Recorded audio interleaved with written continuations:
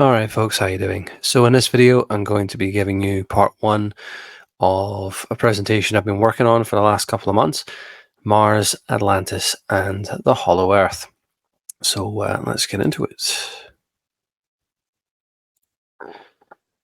Copyright disclaimer: under Section 107 of the Copyright Act 1976, allowance is made for fair use for purposes such as criticism, comment, news reporting, teaching, scholarship and research. No copyright infringement intended. All rights belong to their respective owners. And the source that we're going to be reading from today is The Sky People, Ancient Aliens and the Supernatural by Brinsley Lapoire Trench. So to begin with, we start with Jehovah.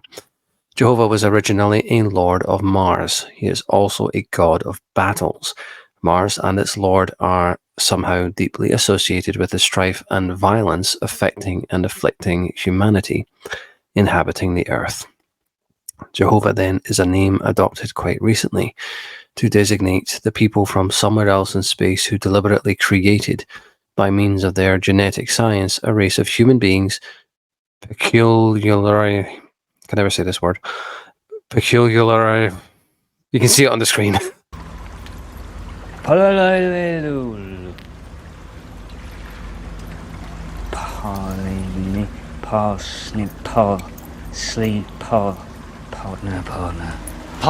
That's the one!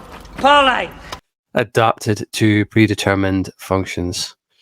Whoever created that word, I hope they were tarred and feathered.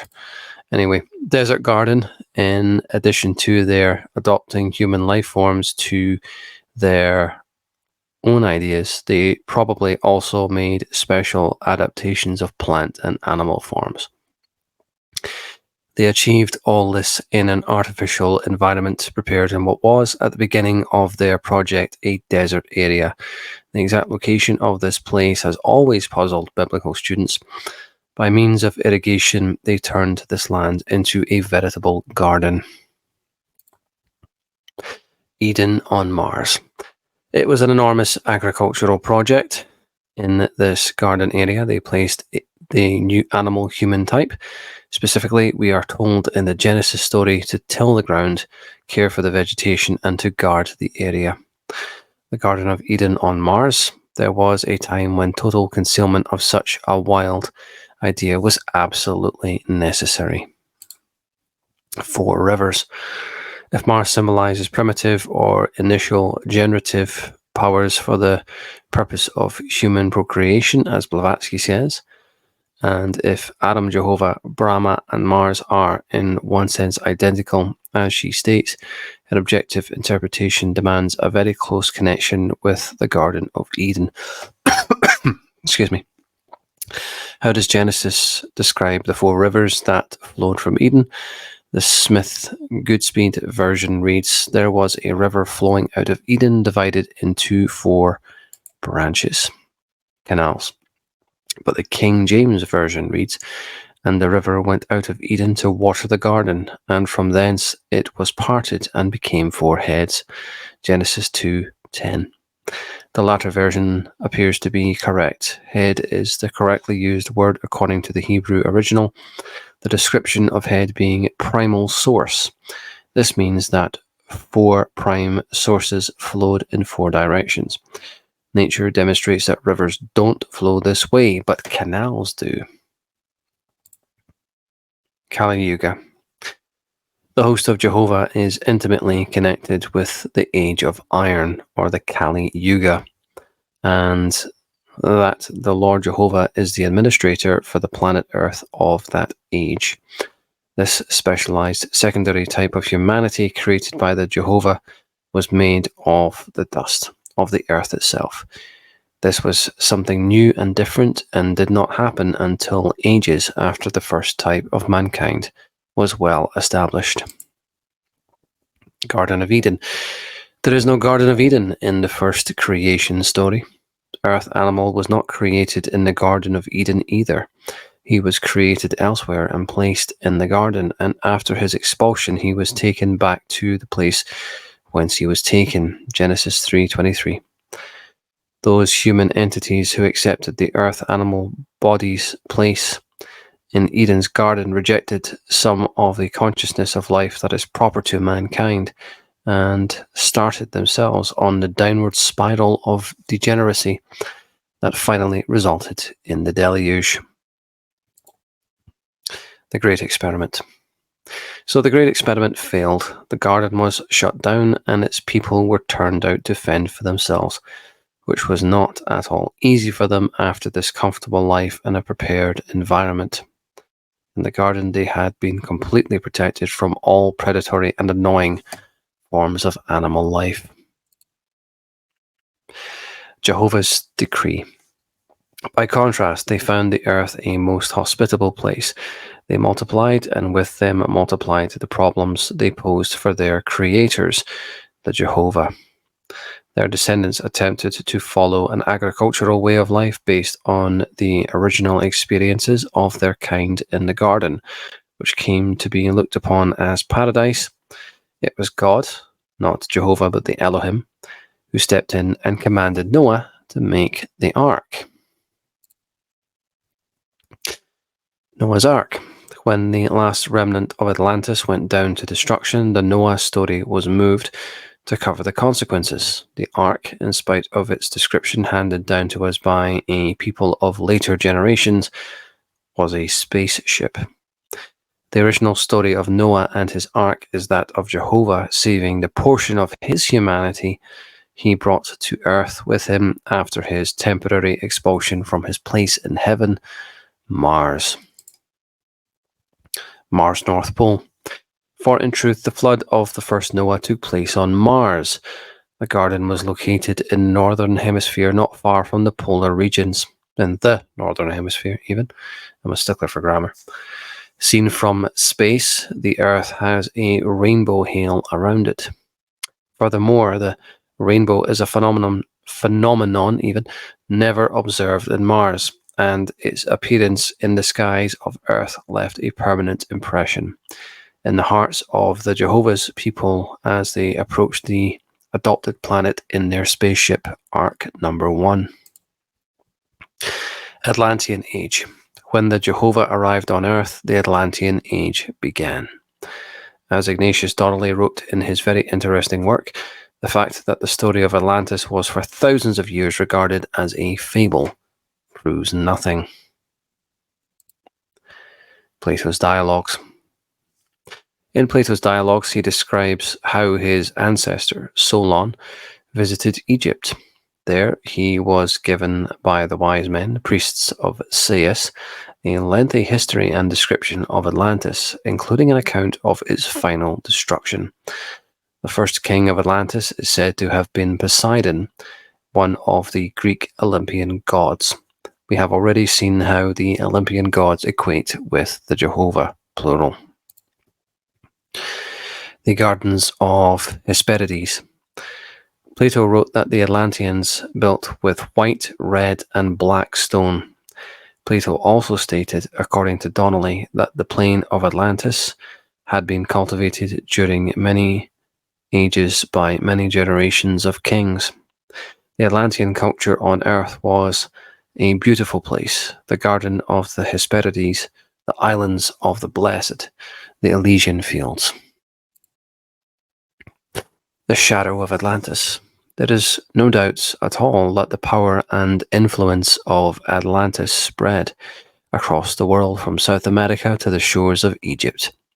Incidentally, Bragheim, in The Shadow of Atlantis, writes that the myth of Atlas, a giant supporting the whole universe on his shoulders, was a symbol of the tremendous political and spiritual power of the Atlanteans. Fall of Atlantis. Enoch quite obviously saw that the future of Atlantis was not a happy one. Atlantis had known past glories and had a wonderful history, but the future pattern was strongly set on the wrong lines. The empire of the sun had taken the left-hand path. The Great Deluge.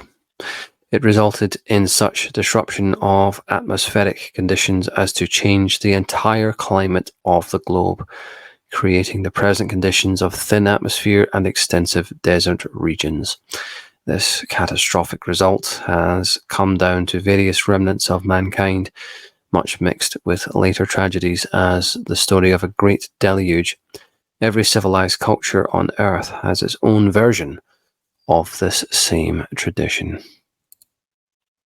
Atlantic continent. The Noah story has been brought down in time and made to refer to Atlantis because the two events were similar in certain respects.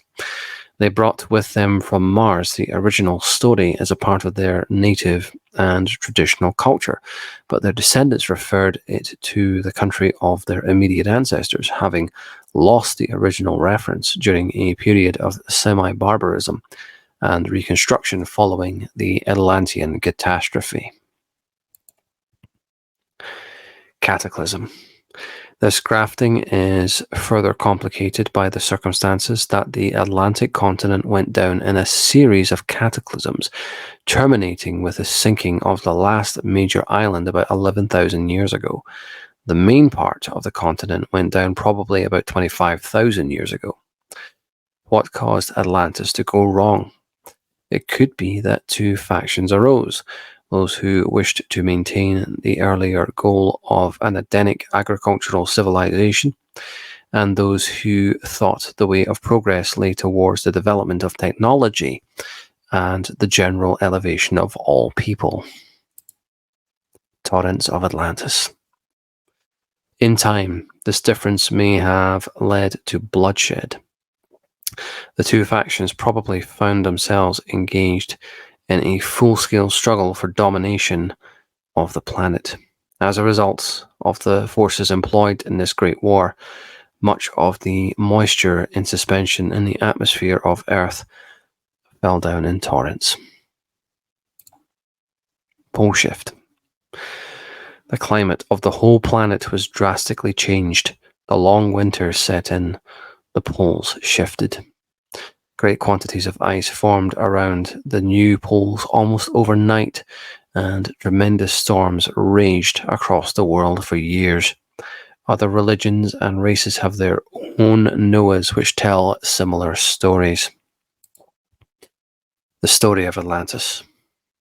I do not ask you to believe the sole survivors of Atlantis were floating about in the raging torrents in a wooden ship for 40 days and 40 nights.